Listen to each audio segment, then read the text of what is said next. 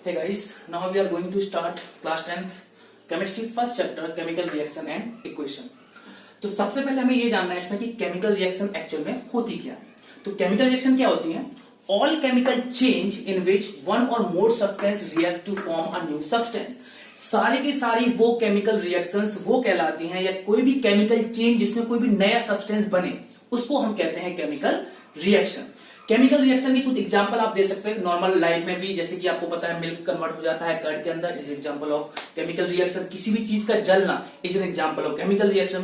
For example कुछ हमने यहाँ एग्जांपल भी दे रखे हैं, जैसे कार्बन ऑक्सीजन से रिएक्ट करता है और बनाता है कार्बन डाइऑक्साइड, तो it is example of chemical reaction. क्योंकि यहाँ पे सब्सटेंस कार्बन और ऑक्सीजन है और एक नया सब्सटेंस बन रहा है कार्बन डाइऑक्साइड, तो वो सारे के सारे केमिकल चेंजेस जिसमें कोई नए सब्सटेंस बनते हैं उनको आप रिप्रेजेंट कर सकते हो केमिकल रिएक्शन के साथ। जैसे कि हाइड्रोजन और ऑक्सीजन दोनों को अगर आप मिलाते हो सही प्रोपोर्शन के साथ तो आपको बनता है वाटर, तो it is also an example of chemical reaction.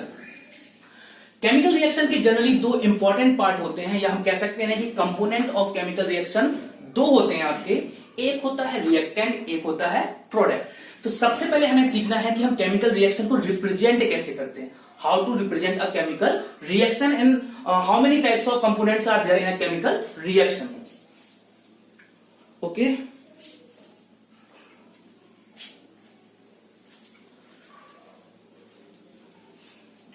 First of all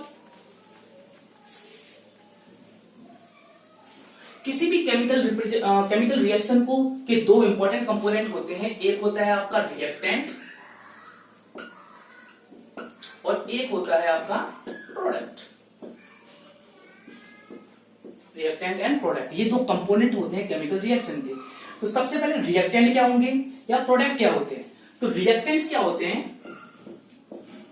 substance which react to form new substance. वो सब्सटेंस जो आपस में रिएक्ट करके कोई नया सब्सटेंस बनाते हैं उन्हें हम कहते हैं रिएक्टेंट्स। प्रोडक्ट्स क्या होते हैं?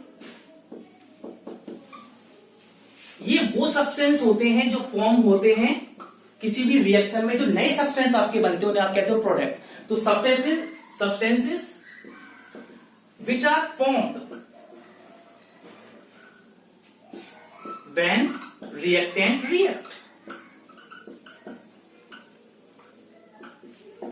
तो वो नए सब्सटेंस वो बनते हैं जब रिएक्टेंट रिएक्ट करते हैं आपस में, तो उन्हें नए रिएक्टेंट के सब्सटेंस जो नया बना है उसे हम कहते हैं प्रोडक्ट। एक रिप्रेजेंटेशन देते हैं रिएक्शन की, इससे ज्यादा आसानी से आपसे आपस में कोलैबोरेट कर पाओगे। जैसे कि A प्लस B गिव्स, ये एरो है, ये गिव्स का निशान है, C प्लस D। तो यहां पे जो एरो के लेफ्ट हैंड साइड पे जो आपके कंपोनेंट होते हैं जैसे A एंड B, तो यहां पे A और B क्या हो गया? रिएक्टेंट। A और B आपके क्या आएंगे? ये कहलाएंगे आपके रिएक्टेंट। और A और B ने कंबाइन करके जो एरो का मतलब होता है क्या बना रहे हैं, ये जो C प्लस D आपका यहां दिया है, तो यहां C और ये D दोनों के दोनों क्या हो जाएंगे? प्रोडक्ट। तो इस तरह से आप रिप्रेजेंट कर सकते हो किसी भी केमिकल रिएक्शन को। एरो की जो लेफ्ट हैंड साइड में होते हैं वो रिएक्टेंट होते हैं जो आपस में कंबाइन करके राइट हैंड साइड की जो प्रोडक्ट होती है C प्लस D, इन्हें प्रोडक्ट कहते हैं, जो बनाते हैं आपको। ये है एक सिंपल रिप्रेजेंटेशन आपकी केमिकल रिएक्शन की। कुछ और मोर एग्जांपल देते हैं जिससे आप काफी आसानी से कोलैबोरेट कर पाओगे।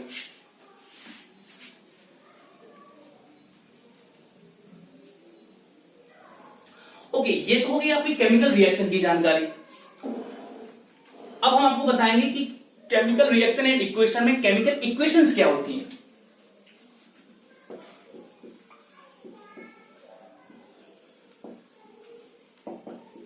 केमिकल इक्वेशन, तो केमिकल रिएक्शन को जो हम सिंबलाइज करते हैं, जिस सिंबल के थ्रू हम दिखाने की कोशिश करते हैं, उन्हीं को हम कहते हैं केमिकल इक्वेशन। तो केमिकल इक्वेशन को अगर आप डिफाइन करोगे तो सिंपल हम इसमें कहेंगे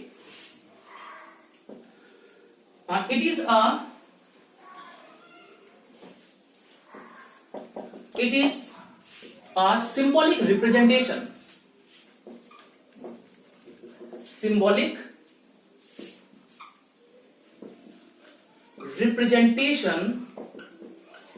of chemical reaction। मतलब केमिकल रिएक्शन को सिंबल के तौर पे दिखा देना ही कहलाता है केमिकल इक्वेशन। जैसे कि एक हमने वहां आपको पिछले उसमें जस्ट एग्जांपल दिया था कि carbon plus oxygen gives carbon dioxide.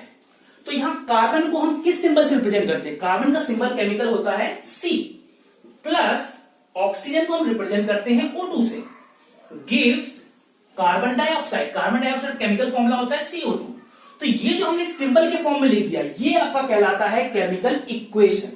ये आपकी केमिकल रिएक्शन हो गई और इसको सिंबल उनके सिंबल के तौर पे लिखना ही कहलाता है उसकी केमिकल इक्वेशन। तो ये हो गया आपका केमिकल इक्वेशन। ठीक है। अब नेक्स्ट टॉपिक आपका आता है इसमें आइडेंटिफिकेशन ऑफ केमिकल रिएक्शन। आप कैसे